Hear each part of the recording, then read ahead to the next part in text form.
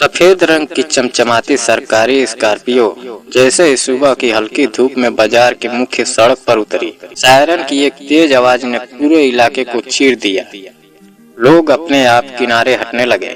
कोई ठेले को घसीटता हुआ पीछे ले गया, कोई बच्चे का हाथ पकड़कर फुटपाथ पर चढ़ गया, क्योंकि इस शहर में हर कोई जानता था जब सरकारी स्कॉर्पियो आती है तो उसमें बैठा शख्स कोई मामूली अफसर नहीं होता।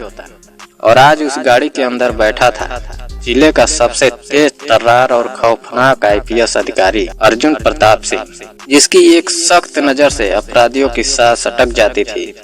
खाकी वर्दी बिल्कुल फ्रेश की हुई, कंधों पर 3 चमकते सितारे, सीने पर लगे मेडल्स, आंखों में डंडा और रौब और चेहरे पर ऐसा सख्त आत्मविश्वास कि बड़े बड़े माफिया भी सामने आने से पहले 100 बार सोचते थे। ड्राइवर सावधानी से गाड़ी चला रहा था और पीछे की सीट पर अर्जुन के बगल में बैठी थी उसकी मौजूदा पत्नी नेहा। रेशमी साड़ी, महंगे गहने, हाथ में नया स्मार्टफोन और हर 5 मिनट में कैमरा खोलकर सेल्फी। अर्जुन जल्दी करना, आज मुझे ज्वेलरी भी देखनी है, उसने हल्की मुस्कान के साथ कहा।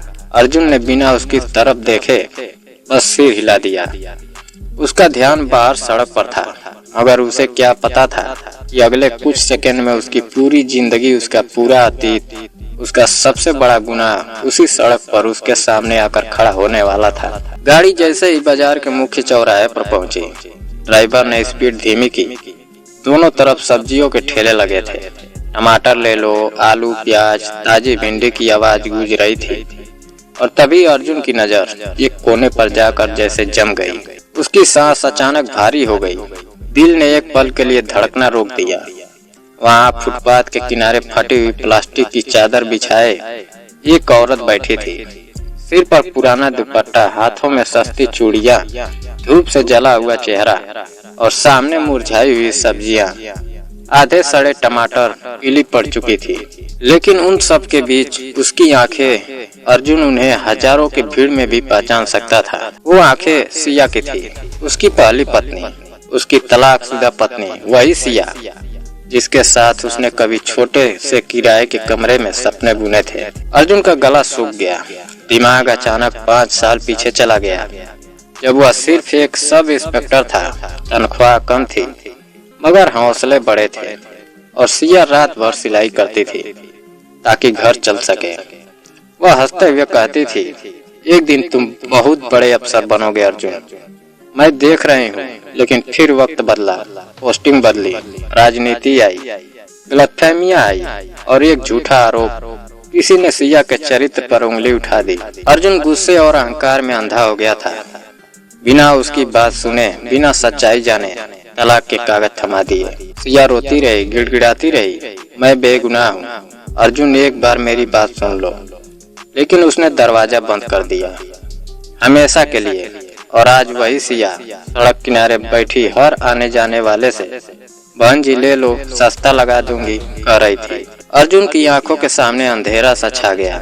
तभी ड्राइवर बोला, सर गाड़ी आगे बढ़ाऊं? ड्राइवर की आवाज ने उसे वर्तमान में खींचा। तभी नेहा ने नाक सिकोड़ते हुए कहा, यह लोग पूरा फुटपाथ गंदा कर देते हैं, हटवाना चाहिए इनको। यह लोग का शब्द अर्जुन के सीने में हथौड़े की तरह गूंजा, क्योंकि इन लोगों से वो आया था। सिया भी उन्हीं में से थी। तभी एक गुंडा टाइप आदमी आया और सिया की टोकरी को पैर से ठोकर मार दी। ओए, हफ्ता दिया कि नहीं? सिया डर गई। भैया आज कमाई नहीं हुई, कल दे दूंगी। गुंडे ने उसका हाथ पकड़ लिया। पूरा बाजार देखता रहा, कोई आगे नहीं बढ़ा। और गाड़ी के अंदर बैठा अर्जुन अपनी मुट्ठियां भींचता रहा। आंखों में खून उतर आया। अगले ही पल उसने दरवाजा खोल दिया। खाकी वर्दी धूप में चमकी, भारी जूतों की आवाज पड़ी और पूरा बाजार सन्न हो गया। उसने गुंडे को कहा, नाम क्या है तेरा? अर्जुन की आवाज धीमी थी मगर इतनी भारी कि गुंडे का गला सूख गया। अर्जुन ने कॉलर पकड़कर उसे सड़क पर पटक दिया। गनमैन को आदेश मिला, थाने में डालो और पूरे इलाके की अवैध वसूली की लिस्ट निकालो। आज के बाद किसी गरीब पर हाथ उठाया तो जिंदगी भर जेल में सड़ेगा। गुंडे को घसीट कर ले जाया गया और अर्जुन की नजर फिर सिया पर गई, जो अब भी झुकी हुई सब्जियां समेट रही थी। जैसे कुछ हुआ ही नहीं। उसने धीरे से ऊपर देखा, उनकी नजरें टकराई और अगले ही पल उसने नजर झुका ली, जैसे अर्जुन उसके लिए कोई अजनबी हो। सिया ने कहा, साहब सब्जी लेनी है क्या? यह शब्द साहब अर्जुन के दिल को चीर गया। पीछे से नेहा बोली, अर्जुन यह कौन है? तुम इसे नाम से क्यों बुला रहे थे? अर्जुन जवाब नहीं दे पाया। तभी उसकी नजर सिया की उंगली पर पड़ी, वही पुरानी चांदी की अंगूठी जो उसने शादी में पहनाई थी। इतने साल बाद भी उसने उतारी नहीं थी। भीड़ में किसी ने फुसफुसाया, बेचारी का पति छोड़ गया था, तब से अकेली है। दिन में सब्जी बेचती है, रात में बर्तन मांजती है। अर्जुन को लगा पूरी दुनिया उसे अपराधी ठहरा रही है। उस रात उसे नींद नहीं आई। उसने कांस्टेबल रमेश को बुलाया और सिया की पूरी जानकारी मंगवाई। अगली सुबह फाइल में लिखा था, नदी किनारे झोपड़ी, टीन की छत, बरसात में पानी टपकता है। दिन में सब्जी बेचती है, रात में घरों में काम करती है। 3 साल पहले पड़ोस की एक औरत मर गई, उसका 5 साल का बेटा गोद लिया है। अर्जुन का सिर झुक गया। जिसे वह कमजोर समझ बैठा था, वह तो खुद दूसरों का सहारा बनी हुई थी। उसी दिन अर्जुन सादा कपड़ों में बाजार पहुंचा। तभी फिर गुंडे आए और इस बार चाकू निकाला। अर्जुन संभल पाता उससे पहले सिया बीच में आ गई। चाकू उसके कंधे में धंस गया, खून बहने लगा। अर्जुन की चीख पूरे बाजार में गूंज गई। उसने गुंडों को अधमरा कर दिया और सिया को गोद में उठाकर अस्पताल पहुंचा। ऑपरेशन थिएटर के बाहर वह भगवान से विनती करते हुए रोता रहा। डॉक्टर बाहर आया और बोला, अब खतरे से बाहर है। अर्जुन की टांगों में जान नहीं रही। अंदर जाकर उसने सिया का हाथ पकड़ा। माफ कर दो सिया, मैंने तुम्हें बिना सुने सजा दे दी। बहुत देर कर दी अर्जुन, उसने कहा। लेकिन फिर भी उसके हाथ में वही पुरानी अंगूठी थी।